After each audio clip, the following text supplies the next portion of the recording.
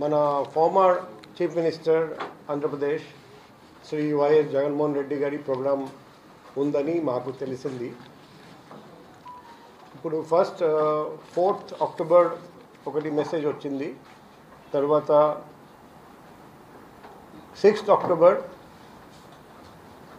Detailed programme వచ్చింది. దాని ప్రకారం ఆయన 11 o'clock వైజాగ్ ఎయిర్పోర్ట్ చేరిపోతారండి. అక్కడి నుండి మళ్ళీ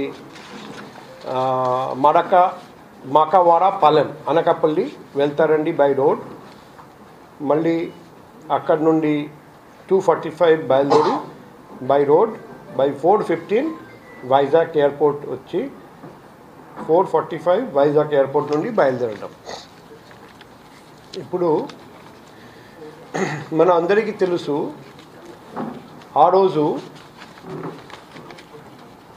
ICC world cup cricket for women first match in Vizag district in ACS stadium జరగబోతుంది. 9th అక్టోబర్ లక్ష్మీవారం ఇండియా వర్సెస్ సౌత్ ఆఫ్రికా. ఆ రోజు ఆ మ్యాచ్ వచ్చేసి ఒక ఇంటర్నేషనల్ ఈవెంట్.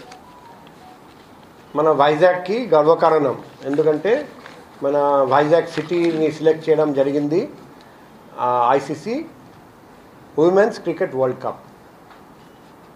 ఆ రోజు ఫస్ట్ మ్యాచ్ మన హెవీ క్రౌడ్ మేము ఎక్స్పెక్ట్ చేస్తున్నాం.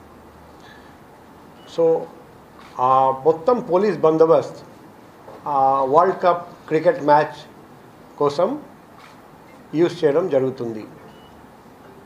Road opening parties, anti sabotage checking, accommodation దగ్గర బందోబస్త్, వేణు దగ్గర బందోబస్త్, అంటే క్రికెట్ స్టేడియం చుట్టూ bandobast, traffic bandobast, parking place bandobast. Public పొద్దున నుండి రావడం మొదలు పెడతారండి, రాత్రి వరకు మ్యాచ్ జరుగుతుంది. సో మన వైజాగ్ సిటీ ప్రెస్టీజ్ ఈ ఈవెంట్తో లింక్ ఉంది. ఆ రోజు ఎక్కడైనా ఒక చిన్న పొరపాటు జరిగితే మన సిటీ ప్రెస్టీజ్కి డ్యామేజ్ జరుగుతుంది. కాబట్టి మన సిటీలో ఆ రోజు ఎటువంటి అవాంఛనీయ సంఘటన జరగకూడదు. మేము ప్రత్యక్షంగా ఎఫర్ట్ పెడుతున్నాం. ఆ పరిస్థితిలో ఆ రోజు పోలీస్ ఫోర్స్ అవైలబుల్గా లేనప్పుడు ఈ రోడ్ జర్నీ అబ్సల్యూట్లీ అనవసరం. మేము క్లియర్గా చెప్పాము. ఇప్పుడు లెటర్ పంపిస్తున్నాము. ఆ లెటర్లో మేము క్లియర్గా రాస్తున్నాము, ఇది దాదాపు ఈ నేషనల్ హైవే 16 దాదాపు 11 కిలోమీటర్ స్ట్రెచ్ ఉంది ఎయిర్పోర్ట్ జంక్షన్ నుండి ఈ మాడిపల్లెం జంక్షన్ వరకు. ఈ రోడ్లో major junctions airport junction, Sheelanagar junction, BHPB junction, Mindi junction, old Gajuwaka junction, 100 feet road junction, Srinagar తర్వాత శనివాడ జంక్షన్, కుర్మనపాలెం, అగనంపూడి, ఈ మాడిపల్లెం. ఈ రూట్ చూస్తే వైటల్ ఇన్స్టాలేషన్స్ ఉన్నాయి, మల్టీ స్పెషాలిటీ హాస్పిటల్స్ ఉన్నాయి, ఎడ్యుకేషన్ ఇన్స్టిట్యూషన్స్ ఉన్నాయి, మేజర్ ఇండస్ట్రీస్ ఉన్నాయి. తర్వాత హెవీ వెహికల్స్, పోర్ట్ వైపు వెళ్తున్న హెవీ వెహికల్స్ కూడా ఇదే రోడ్ యూజ్ చేస్తారండి. ఇప్పుడు మాకు తెలుస్తుంది వేల మంది మొబిలైజ్ చేయడం జరుగుతుంది. వాళ్ళు అందరూ ఎయిర్పోర్ట్ దగ్గరికి వచ్చి ఫార్మర్ చీఫ్ మినిస్టర్ గారిని రిసీవ్ చేసుకోవడం, గ్రీట్ చేయడం కోసం వస్తున్నారండి. అదే మాదిరిగా ఈ డిఫరెంట్ జంక్షన్స్లో వేల మంది వచ్చి గ్యాదర్ అవుతారండి.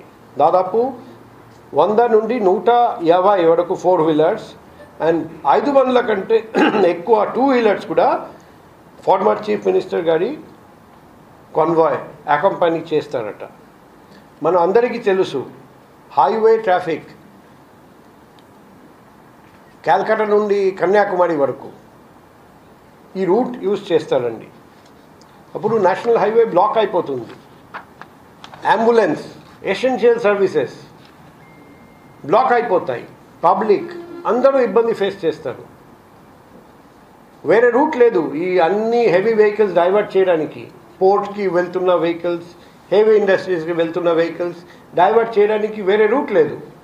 పెద్ద ట్రాఫిక్ జామ్ జరుగుతుంది. దానివల్ల ఎసెన్షియల్ సర్వీస్ ఆగిపోతాయి, పబ్లిక్కి ఇబ్బంది, అండ్ ఈ కన్వాయ్ కూడా ఆగిపోతుంది. సో మొన్న కడూరులో ఏం జరిగింది మనకు తెలుసు. తమిళనాడులో 41 మంది చనిపోయారండి. తొక్కిసల్ట జరిగింది.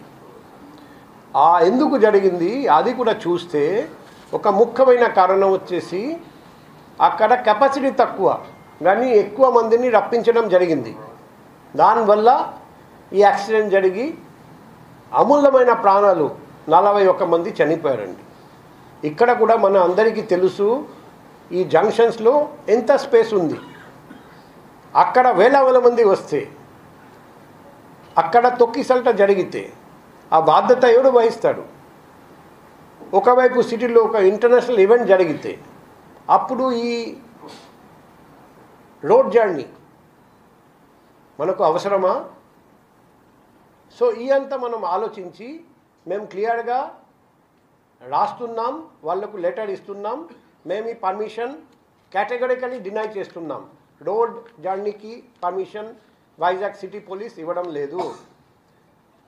సో ఒకవేళ ఆ ప్రోగ్రాం పెట్టాలంటే అది ఉంది అనకాపల్లి జిల్లాలో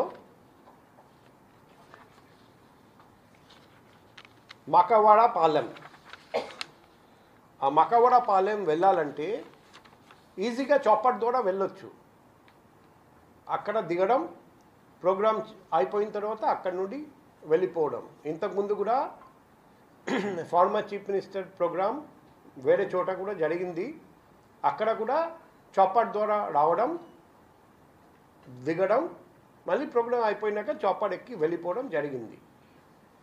రిక్వెస్ట్ కూడా చేశాము, ఇటువంటి రోడ్ ప్రోగ్రాం పెట్టకండి.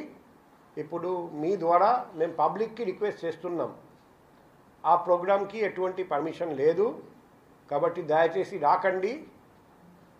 ఎందుకంటే ఆ అసెంబ్లీ చట్ట విరుద్ధంగా జరుగుతుంది కాబట్టి that becomes an unlawful assembly. తర్వాత at the cost of repetition అందరికీ ఇబ్బంది, పబ్లిక్కి ఇబ్బంది, ట్రాఫిక్కి ఇబ్బంది, ఎసెన్షియల్ సర్వీసెస్కి ఇబ్బంది, అంబులెన్స్కి ఇబ్బంది, ఇండస్ట్రీస్కి ఇబ్బంది. అండ్ ఎక్కడైనా ఏదైనా అవాంఛనీయ సంఘటన జరిగితే, తొక్కిసల్ట జరిగితే అదే రోజు international event, first match India versus South Africa. So it is completely unnecessary and Vizag City Police is denying permission for this entire road journey. The program is not permitted.